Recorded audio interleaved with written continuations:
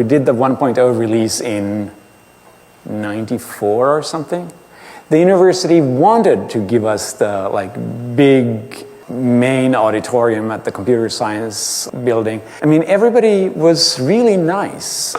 Tervetulleeksi tähän Linux-käyttöjärjestelmän julkistamistilaisuuteen.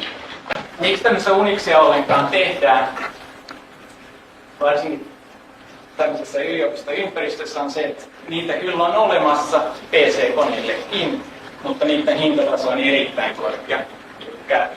Kun esimerkiksi DOS nostaa kotikoneeseen $200 markalla, niin tuommoinen Unix-kotikoneeseen maksaa helposti parikymmentä tuhatta markkaa, mikä on opiskelijalle hiukan liian paljon.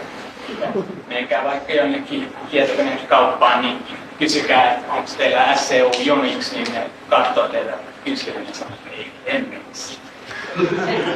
Itse asiassa oli helpompi kirjoittaa siitä.